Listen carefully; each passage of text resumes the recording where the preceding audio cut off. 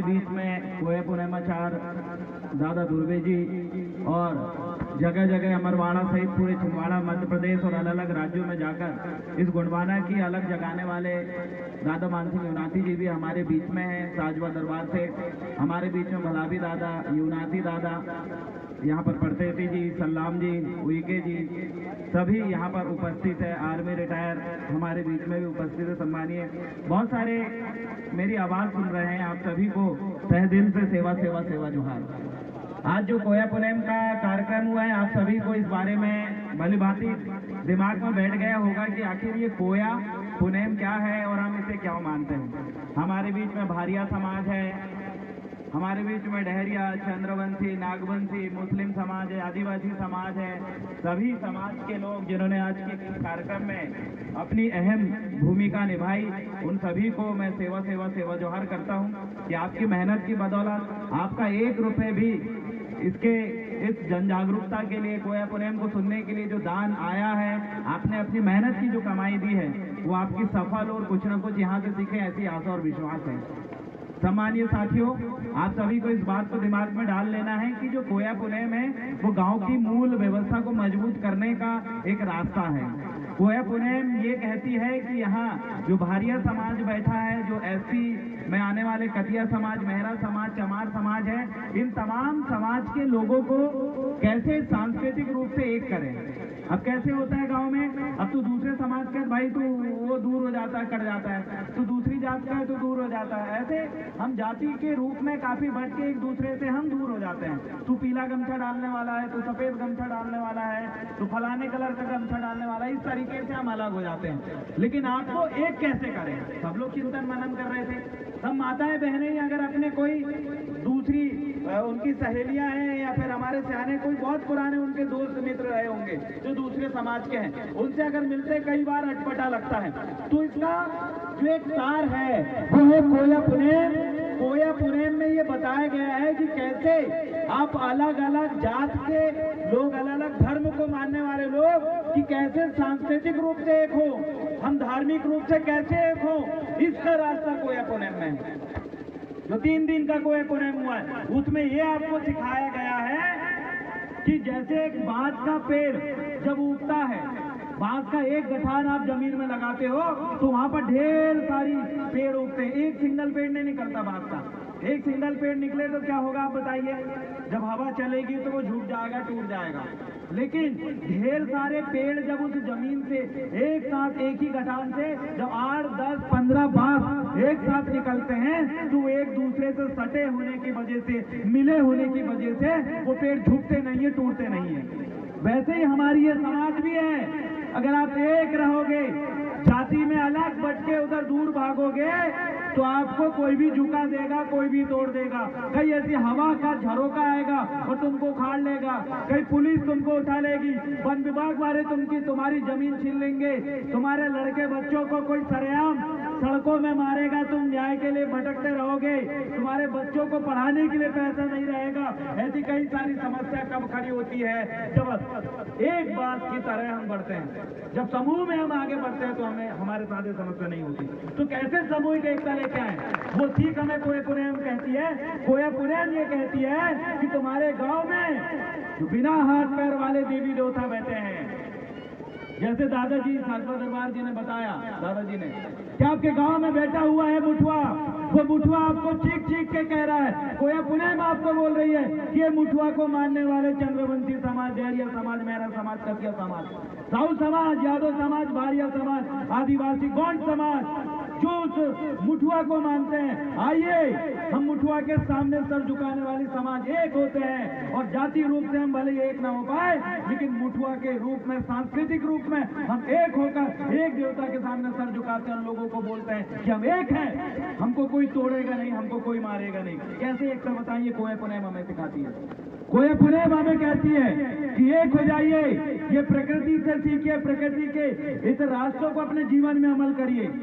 नदी की जब आप देखो अभी ये मौसम देखिए, अभी ठंडी का समय चल रहा है, इसके बाद दूसरा समय आएगा, उसके बाद और दूसरा समय आएगा। ये मौसम कैसे परिवर्तन हो रहा है, ठंडी के बाद गर्मी, बरसात, ये बड़े अपने अपने समय में ये मौसम का परिवर्तन होता है। ये हमें प्रकृति को, ये कोया पुनम जो हमें प्रकृति सिखाती है उसी को कोया पुनम कहते हैं। वो कोया पुनम कह रही है कि समय में बरसात हो रही है, समय में ठंडी आ रही है, समय में गर्मी आ रही है। अगर ये चक्र बिगड़ जाए तो क्या होगा? ये चक्र अगर बिगड़ जाए, गर्मी आना बंद हो जाए तो आप हमेशा ठंडा पूरा क्षेत्र पड़ जाएगा, लोग बिना स्वेटर और कपड़े के नहीं घूम पाएंगे। अगर गर्मी या ठंडी बंद हो जाए तो पूरा गर्मी हो जाएगा। अगर बरसातें बंद हो जाए तो आप सोचिए पूरा जमीन सूखा पड़ जाएगा। मतलब ये कोया पुनम कहती है, ये प्रकृति शक्ति कहती है कि ये प्रकृति के हर एक मौसम चक्र अपने समय समय पे चल रहे हैं, क्रमानुसार एक के बाद एक आ रहे हैं। आपको इसको अपने जीवन में अमल करना है, और जो जीवन में अमल करना है उसी को कोया पुनम कहते हैं। आप दूर हो, आपको कोई सिखा नहीं रहा है, कोई नहीं बता रहा है कि कैसे अपने लोगों के साथ हमें रिश्ता मजबूत रखना है, आपको कोई नहीं बता रहा है। हम लोग दिन रात अपने आप से परेशान हो जाते हैं। बच्चे आत्महत्या करने के लिए प्रेरित होने लगे हैं। कई सियाने अपने जिंदगी से अंतिम सांस लेने के लिए अपने बिस्तर में पड़े हैं, चाहे वो कोई भी जाति धर्म का हो, अंतिम सांस ले रहे कई सियाने जिनकी उम्र हो चुकी है। कई महिलाएं की उम्मीद खत्म हो गई है कि हम बस खाना बनाएंगे और अपने लड़के बच्चे पालेंगे, बस इसी में पूरी जिंदगी गुजर जाएगी, और यही उनके दिमाग में बैठ गई। कई बच्चों को समझ में नहीं आ रहा है, पैसे नहीं हम हमारा जीवन बर्बाद हो जाएगा। ये समस्या क्यों उलझी है? ये दिमाग में समस्या सांप की तरह कुमड़ी मार के क्यों बैठी है? ये इसलिए बैठी है क्योंकि आपको कोया पुनम का ज्ञान नहीं है। अगर आपको कोया पुनम का ज्ञान नहीं होगा, कभी हिम्मत नहीं हारोगे आप। सीखिए उस बात से, चीज से, गिद्ध से सीखिए। गिद्ध की जब चोंच बड़ी हो जाती है, जब उसके पंजे के नाखून बड़े हो जाते हैं उम्र होने के बाद, तो क्या करता है गिद्ध? मर जाता है। जब उसकी चोंच इतनी बड़ी हो जाए कि उसको कुछ खाते ही ना बने, उसके पंजे इतने बड़े हो जाए कि उसको चलते ना बने, उसके पंखे झड़ जाते हैं, तो क्या गिद्ध मर जाता है? वो बैठता है अंदर एक गुफा के अंदर और अपने चोंच को पत्थर में पटक के तोड़ता है, अपने नाखूनों को तोड़ता है, अपने सर पे, अपने पीठ में लगे हुए पंखे को निकालता है, और निकालने के बाद वो कई महीने, 5-6 महीने तक बिना खाए पिए एक गुफा में रहता है, और उस गुफा से तब निकलता है जब उसकी नई चोंच और उसके नाखून बड़े हो जाते हैं, उसके पीठ के पंखा फिर से आ जाते हैं। उसके बाद नए जीवन लेके एक बूढ़ा होने के बाद एक गिद्ध जब फिर आसमान में उड़ता है, फिर अपना पेट भरता है, दुनिया को बताता है। कोया पुनम ये सीख देती है कि गिद्ध बुढ़ापे में भी किस तरीके से देखिए अपने जीवन को नए अंदाज से जी रहा है। हमें संदेश देती है नदियां कि हम अपने दिशा में प्रभावित हो रहे हैं, हमें कोई रोकता नहीं है। कितनी बड़ा पेड़ आ जाए, कितनी बड़ा जंगल आ जाए, कितनी रुकावटें आप खड़ी कर दो, लेकिन एक नदी निरंतर अपनी जगह पे जाती और अंत में जाकर समुद्र से मिल जाती है। हमें कोई रोकने वाला नहीं है। हम डरते हैं, हम बोलते नहीं है, इसलिए हमें कोई रोकता है। अगर हम डरना बंद कर दें और हम बोलना शुरू कर दें तो हमें कोई भी जात धर्म का व्यक्ति हमें आगे बढ़ने से रोक नहीं सकता। ये कोया पुनम हमें सिखाती है। उन बच्चों के इस बात को सीखना पड़ेगा कि जिनकी नौकरी नहीं लग पाई, जो पैसे नहीं कमा पा रहे, घर में बैठ के रोते हैं, उन तमाम पढ़ने लिखने वाले बच्चों को सीखना पड़ेगा कि याद रखिए ये प्रकृति तुम्हारे सामने शिक्षा है। ये कोया पुनम कह रही है कि प्रकृति के ज्ञान को अपने जीवन में अमल करो और फिर से जिंदा रहो, फिर से काम करो। ये कोया पुनम आपको रास्ता दिखा रही है। आपको हताश होकर बैठने की जरूरत नहीं है। क्या होगा? आज 3 दिन के लिए, आज 2 तारीख, 3 तारीख तक, 1 तारीख, 2 तारीख, 3 तारीख तक पूरे रोडों में अभी चक्का जाम है, पेट्रोल नहीं मिल रहा है। पूरे ड्राइवरों ने ट्रक खड़े कर दिए। क्यों खड़े किए आपको पता है? उन्होंने वही कोया पुनम के रास्ता को अपनाया कि जब सरकार उनकी बात को नहीं सुनेगी, ट्रक ड्राइवर और जितने भी ड्राइवर है उनके लिए कानून बन गया था कि भैया अगर तुमसे कोई गलती से ठुक गया तो तुमको 10 लाख रुपए जुर्माना देना पड़ेगा और तुमको 10 साल की सजा होगी। अब ड्राइवर का कहना पड़ा कि अगर कोई गलती से, छोड़िए कहीं हम गाड़ी जा रही हमारी, बोले कहीं पीछे से डाल देते और मर जाते हैं, तो उसमें हम 10 लाख कहाँ से पता है? हमारी जो इनकम है, जो सैलरी है, जो तनख्वाह है, वही 7,000 मिल रही है, पूरी पुश्तैनी सर जाएगी, लेकिन हम जुर्माना नहीं पटा पाएंगे। उनने बोला कि भैया तुम 10 साल की सजा, बोले हम क्या करें, कई लोग वो उसमें ट्रक में चल जाते हैं, बोले तो पूरे ड्राइवरों ने रोड में पूरी चक्का जाम कर दिए 3 दिन के लिए। विरोध किया, क्यों विरोध किया उन्होंने? अगर वो ये सोचते कि अभी तो एक गलती से भी कोई व्यक्ति मर जाए तो इसलिए मैं ट्रक और गाड़ी और बस नहीं चलाऊंगा क्योंकि मर जाते हैं लोग, गलती से कोई मर जाए तो मैं नहीं चलाऊंगा, भैया 10 साल की सजा हो जाएगी, 10 लाख रुपए देना पड़ेगा। ये सोच के अगर वो घर में बैठ जाए तो अरे रोजी रोटी छिन जाएगी, बच्चे को कौन पालेगा? लेकिन उन्होंने रास्ता अपनाया कि कुछ गलत होता है। जब कुछ गलत होता है, जब एक शेर कई गीदड़ों पे हमला करता है, कई रणभैंसों पे हमला करता है, तो रणभैंस जब अकेली रहती है तो उनको दौड़ दौड़ के शेर खाता है। और जब पूरी रणभैंस, पूरी गीदड़ों का एक झुंड इकट्ठा हो जाता है, झुंड बना लेता है, वो झुंड जब शेर की तरफ भागता है तो शेर के भी डर के भागना पड़ता है। ये सीख कोई पुणे से उनको मिली। और पूरे ड्राइवर, एक दिन भारत बंद नहीं होता, लेकिन उन ड्राइवरों ने आज देखिए पूरी चक्का जाम, ट्रेनों में खिड़की तो घुस रहे लोग ऐसे औंधे हो क्योंकि बस बंद, पूरे जगह चक्का जाम हो चुका है। क्यों हुआ ये सब? उन ट्रक ड्राइवरों की सोचो जिनकी एकता ने पूरे भारत देश की पूरी सरकारों को हिला डाला और कहा कि एक ट्रक ड्राइवर तुमको वोट देकर नेता बनाता है, एक ट्रक ड्राइवर अपने बच्चों के पेट भरने के लिए और अपनी तनख्वाह के लिए साथ जाम भी कर सकता है, तुमको झुका भी सकता है। सरकार झुकती है, झुकाने वाला चाहिए, कोई प्रेम का ज्ञान है। अब देखिए किसानों का, देखिए यही क्षेत्र के लोग जिनकी मोटर उठा के लिया गया, बिजली बिल अन्नाम छन्नाम है, लाइन ढंग से नहीं मिल रही, पूरे किसान अलग अलग रो रहे थे। उनको बार बार मैंने यही बोला, इकट्ठे हुए लड़िए। जब एक जंगल का एक कोई भी जीव जब अकेले पड़ जाता है उसको शेर खा जाता है, तुम इकट्ठे होइए और शेर को आप भगाइए। और शेर जैसे कई लोग, हमारे बिजली विभाग के कई लोग ऐसे हैं जो पैसे ले दे के कई किसान को वैसे छोड़ दिए, कई किसान की मोटर पानी सब जब्त कर डाले। आपको लड़ना पड़ेगा। ये कोई पुणे में आपको सिखाती है कि अपने जीवन को जिए, हताश मत होइए, अपने बच्चों को पढ़ाइए, एकता दिखाइए, अपनी मूल संस्कृति को जानिए, दुश्मनों की पहचान करिए, अपनों की पहचान करिए, लड़ने वाले लोगों का साथ दीजिए और धोखेबाज लोगों को लात मार के भगाइए। यही ज्ञान ये कोई पुणे देती है। आप क्यों पीछे हट जाते हो? आप क्यों पीछे हट जाते हो? यही माता बहनें ये अस्पताल में जाकर जब तड़पती है तो आपको बोलना पड़ेगा।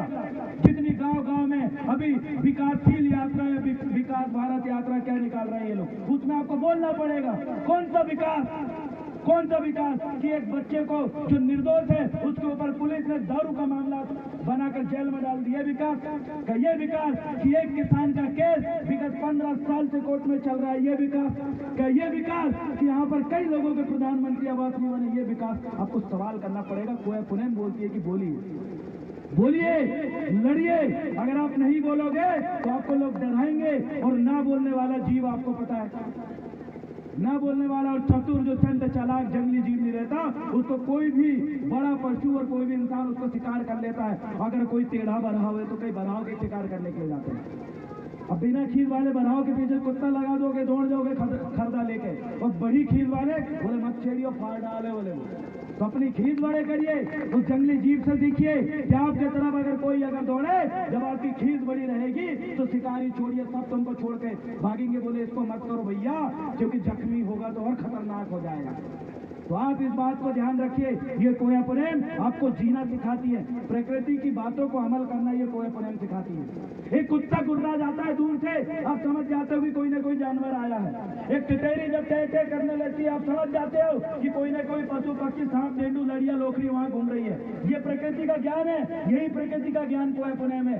साधारण भाषा में आप समझिए, प्रकृति के संपूर्ण ज्ञान को अपने जीवन में अमल करने के लिए, अपने दैनिक जीवन में अमल करने के लिए जिस सिद्धांत का हम पालन करते हैं, उस सिद्धांत का नाम कोया पुणे में छोटी मोटी चीज नहीं है। चाहे मुसलमान हो, चाहे ईसाई हो, चाहे हिंदू हो, कोई भी धर्म का व्यक्ति, अगर आपको अपनी जिंदगी में जीना है तो प्रकृति के ज्ञान को अपने जीवन में अनुसरण करना पड़ेगा। तब आप कभी हिम्मत नहीं हारोगे, तब आप कभी घर में नहीं बैठोगे, तब आप कभी जो है नाराज नहीं होगे। आप हमेशा हर रोज फिर से लड़ने भिड़ने के लिए, इस जीवन में खुश रहने के लिए फिर से अपनी दैनिक क्रियाओं को संचालित करोगे। मैं ज्यादा लंबा ना बोलते हुए आपको पुनः कहना चाहता हूँ कि कोया पुनेम का ये पवित्र ज्ञान को अपने जीवन में अमल करिए।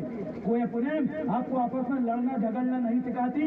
कोया पुनेम आपको आपस में बैर डालना नहीं सिखाती। कोया पुनेम कहती है कि ये पीला गमछा, जब कोई भी हम अनाज को जमीन में डालते हैं तो पीले कलर में निकलता है, वैसे ही हर रोज एक नया जन्म लेकर आपको अपने जीवन में आगे बढ़ने का ज्ञान ये कोया पुनेम कहती है। इसलिए आप पीला गमछा डालते हैं। ये पीला गमछा एक राजनीति का ही प्रतीक नहीं है, ये पीला गमछा इस कोया पुनेम को मानने वाले लोगों का प्रतीक है। इसलिए बड़े सम्मान के साथ अपने माथे पे हर हमेशा इस पीला गमछा को लेके घूमता हूँ। और मैं आप सभी को कहता हूँ कि उन कोया पुनेमियों की पहचान मैं इस पीला गमछा से करता हूँ कि आप भी डालें, क्योंकि आपने कभी पीला गमछा डाला और किसी भी व्यक्ति ने अगर आपके ऊपर कमजोर समझ के अगर हाथ उठाया तो बिल्कुल टेंशन मत लेना, ये आपका देव रावण भला भी हजारों लड़के के साथ उसको सबक सिखाने के।